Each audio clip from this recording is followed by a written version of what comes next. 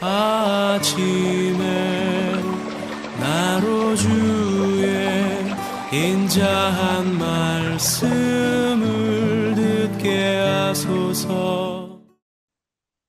행복한 교회 성도 여러분 안녕하십니까? 강청환 부목사입니다. 12월 5일 목요일입니다. 휴가 중이신 담임 목사님을 대신하여 오늘부터 토요일까지 제가 말씀을 전하게 됩니다. 말씀을 통해 역사하시는 하나님의 은혜가 우리 심령과 삶을 새롭게 하기를 소망합니다.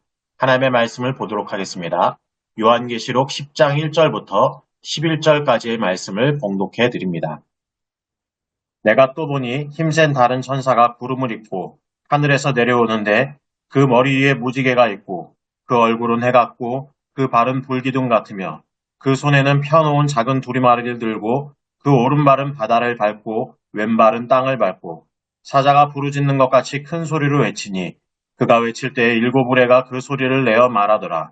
일곱 우레가 말을 할 때에 내가 기력하려고 하다가 곧 들으니 하늘에서 소리가 나서 말하기를 일곱 우레가 말한 것을 임봉하고 기록하지 말라 하더라. 내가 본 바 바다와 땅을 밟고 서 있는 천사가 하늘을 향하여 오른손을 들고 세세토록 살아계신 이 곧 하늘과 그 가운데에 있는 물건이며 땅과 그 가운데에 있는 물건이며 바다와 그 가운데에 있는 물건을 창조하신 이를 가리켜 맹세하여 이르되 지체하지 아니하리니 일곱째 천사가 소리내는 날 그의 나팔을 불려고 할 때 하나님이 그의 종 선지자들에게 전하신 복음과 같이 하나님의 그 비밀이 이루어지리라 하더라.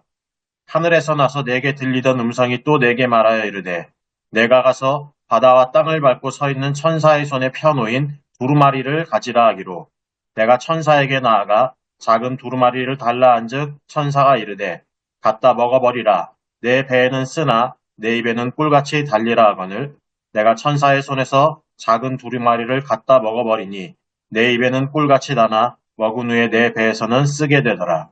그가 내게 말하기를 내가 많은 백성과 나라와 방언과 임금에게 다시 예언하여야 하리라 하더라. 아멘. 기독교 역사에서 요한계시록이 차지하는 위치는 독특합니다. 계시록에 기록된 비현실적인 어휘들과 내용들은 요한계시록을 정경으로 인정하는 데 장애 요인이 되었습니다. 실제로 계시록은 교회 회의에서 정경에서 제외되었다가 이후 다시 포함되는 일을 겪었습니다.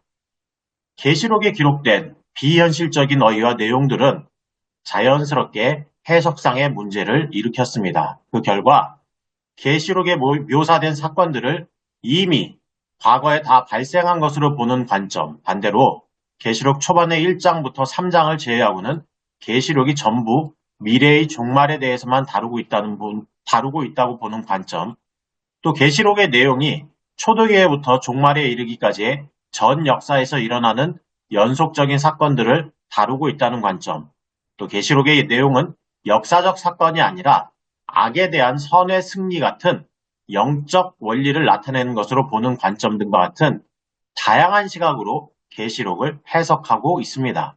저는 최대한 어느 한쪽에 편향되지 않는 선에 서서 말씀을 전하려고 합니다.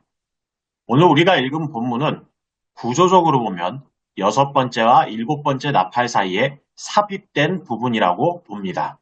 그런데 오늘 본문 10장에 앞서서 이와 구조적으로 유사한 부분이 있는데 그것은 6번째와 7번째 인 사이에 삽입된 계시록 7장의 말씀입니다. 이 삽입들은 연속적으로 언급되는 심판의 선언 중에 마지막인 7번째 심판을 지연시킵니다. 첫 번째 삽입 본문이었던 계시록 7장의 경우는 심판으로부터 하나님의 백성을 보호하기 위한 지연이었습니다. 그렇다면 계시록 10장부터 11장의 삽입부는 어떤 목적에서 이루어지는 지연이었을까요? 그것은 하나님의 백성이 예언자적 역할을 잘 감당하도록 하기 위한 지연이라고 봅니다. 오늘 본문 초반부에 언급된 힘센 천사는 하나님의 위엄과 권위를 갖고 자신의 손에 펴놓인 작은 두루마리를 들고 그 내용을 외쳤고 그 내용을 외칠 때 일곱 우레가 소리를 내어 말했습니다. 하나님께서 요한에게 주신 기본적인 사명은 하나님께 받은 말씀을 전하는 것이었습니다. 그런데 여기에 있는 작은 두루마리의 내용만은 기록하지 말라는 명령을 받게 됩니다. 하나님은 요한에게 힘센 천사의 손에 펴놓인 두루마리를 가지라고 명한 후 그 천사를 통해 그 두루마리를 갖다 먹어버릴 것을 명령하셨습니다. 요한은 하나님의 명령에 순종하여 천사의 손에 있던 작은 두루마리를 갖다 먹었습니다. 그런데 그것이 그의 입에는 꿀같이 달았지만 먹은 후에는 그의 배에서 쓰게 되었다는 기록이 있습니다. 본문 4절에서 두루마리에 기록된 내용을 천사가 외칠 때 그 내용을 기록하지 말라는 명령을 받았지만 10절에서 요한은 그것을 받아 먹게 되었습니다. 이것이 무엇을 의미할까요? 그것은 하나님이 천사를 통해 전하려는 메시지를 요한이 직접적인 체험을 통해 파악하게 되었다는 것입니다. 말씀이 달다라는 이 표현은 구약의 예언자들이 흔히 사용했던 말이었습니다. 이처럼 요한 역시도 그 책의 내용을 꿀같이 달게 받아들일 수 있었습니다. 그런데 천사가 예언한 것처럼 입에서는 달았지만 배에서는 쓰디쓴 괴로움을 느끼게 되었습니다.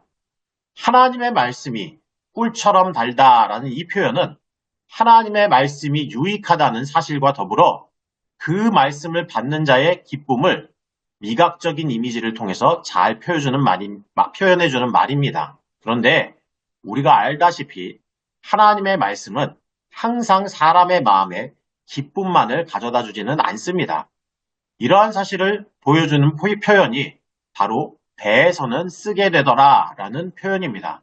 본문 10절에 기록된 쓰게 되더라 라는 이 말은 원어로 가혹하게 하다, 비참하게 하다 라는 뜻을 가진 말입니다. 먹을 때 달았던 말씀이 정작 배에서는 쓰게 된 이유가 무엇입니까? 아마도 그것은 자신이 받아먹은 그 말씀이 엄중한 하나님의 명령이기 때문이고 그 책에 지시한 대로 실천한 것에 있어서의 어려움이 따르기 때문일 것입니다. 만약 요한이 받아먹은 말씀이 종말의 때 그 가운데서도 예수님의 재림 사건에 관한 말씀이라면 어떻겠습니까? 하나님을 믿는 하나님의 백성의 입장에서 보면 그것은 참된 기쁨과 축복의 메시지가 될 것입니다. 반면 하나님께 불순종하는 사람의 입장에서 보면 그것은 공포요, 저주가 될 수밖에 없습니다. 요한은 그러한 하나님의 말씀이 갖고 있는 양면성을 느꼈던 것입니다. 말씀이 갖고 있는 양면성을 뼈저리게 느낀 요한을 향해 하나님의 천사는 이렇게 말합니다. 내가 많은 방언과 나라와 방언과 임금에게 다시 예언하여야 하리라. 하나님은 다른 사람이 아닌 바로 하나님의 메시지를 받아먹은 요한이 다시금 예언해야 한다고 강조하십니다. 아마도 요한이 예언해야 하는 것은 잠시 연기되고 있는 7번째 나팔에 관한 예언일 것이고 그가 갖다 먹어서 완전히 소화한 책의 내용으로 하나님께서 그에게 계시하신 말씀일 것입니다. 오늘 본문 말씀 속에서 우리는 하나님의 말씀을 받아 소화한 책의 내용을 많은 백성과 나라와 방언과 임금에게 다시 예언해야 하는 사명을 받은 요한의 모습을 보게 됩니다. 이것은 자신이 경험한 말씀의 맛을 단지 개인의 경험으로만 묶어두지 말고 그것을 아직 맛보지 못한 사람들에게 전하라는 것입니다.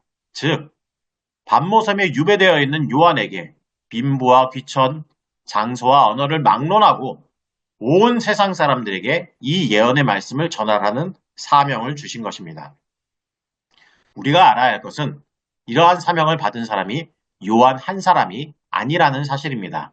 사도 요한처럼 우리도 하나님의 말씀을 맛보았고 우리가 경험한 그 말씀을 전해야 하는 사명을 부여받았습니다. 생각해 보십시오.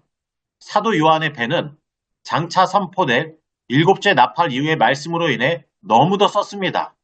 자신에게 쓰디쓴 말씀을 다른 사람에게 전한 것이 기쁠 리가 없었을 것입니다. 그러나 요한은 하나님의 말씀에 순종하여 일어나 예언의 메시지를 선포했습니다. 그의 순종을 통해 기록되고 선포된 요한계시록의 말씀은 그 말씀이 기록된 1세기 후반뿐만 아니라 이후의 역사를 관통하며 각 시대의 교회들을 일깨우고 오늘 우리에게까지 이르고 있습니다. 우리는 현재를 하나님의 백성으로 살아가야 합니다. 그리고 동시에 다가올 마지막 하나님의 진노의 때를 생각하며 살아가야 합니다. 즉, 영적인 긴장감을 유지하면서 우리에게 허락된 시간 동안 하나님의 구원과 심판의 메시지를 선포하는 일에 최선을 다해야 하는 것입니다. 만약 성을 지키고 있는 파수꾼이 한밤중 몰려오는 적을 보고 겁에 질려 혼자 숨어버린다면 어떻게 되겠습니까? 아마도 성 안에 있는 수많은 사람들이 생명을 잃는 비극이 생기고 말 것입니다. 하나님은 하나님의 말씀으로 어두운 시대와 세상을 깨우기 위해 우리를 당신의 백성 삼아 주셨습니다.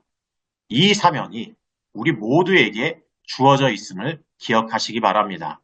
하나님의 구원의 말씀을 지켜 행하고 설령 그 말씀을 전파하는 것이 쓰디쓴 일이 된다 할지라도 그것이 우리의 사명이라면 하나님을 의지하는 가운데 그 사명을 힘써 감당하는 믿음의 사람들 되어야 할 것입니다. 이런 은혜를 누리는 믿음의 사람들 되시기를 바랍니다. 기도하시겠습니다. 사랑의 하나님 아버지, 오늘 말씀을 통해 우리에게 깨달음을 주시니 감사합니다. 생명의 말씀을 우리에게 주시고 그 말씀을 실천하며 살아가는 은혜를 누리게 하시니 감사합니다. 많은 백성과 나라, 방언과 임금에게 말씀을 전하라 하신 주님의 뜻을 기억하며 우리도 삶의 자리에서 힘써 말씀을 전하게 하여 주옵소서. 때로는 사람들이 부정적인 반응이 우리를 낙심케 하기도 합니다. 하지만 그것이 우리의 사명임을 기억하며 용기와 힘을 잃지 않게 하여 주옵소서. 그래서 우리를 통해 하나님의 뜻이 세상 가운데 울려 퍼지게 하여 주옵소서. 강과 없기는 원치 않는 질고로 고통받는 여러 환우들 기억하시고 치유의 역사를 베풀어 주옵소서. 또 삶의 어려움을 만나 고통 가운데 신음하고 있는 지체들 기억하시고 그들이 하나님 안에서 그 어려움을 이기고 다시금 일어서는 복을 허락하여 주옵소서. 출타 중이신 담임 목사님 기억하시고 일정을 마치고 돌아오신 이후에 더욱 힘을 내어 주의 몸된 교회를 잘 이끌어 가시도록 은혜 베풀어 주옵소서. 우리에게 새날을 허락하심을 감사합니다. 하나님과 동행하는 복된 하루 되게 하시고 만나는 이들에게 하나님의 사랑을 전하는 하루 되게 하여 주옵소서. 감사드리며 예수님의 이름으로 기도드립니다. 아멘. 일어나라 주의 백성 빛을 발하라 주가 너의 영광으로 임하시리라 일어나라 주의 백성 빛을 발하라 주가 너의 영광으로 임하시리라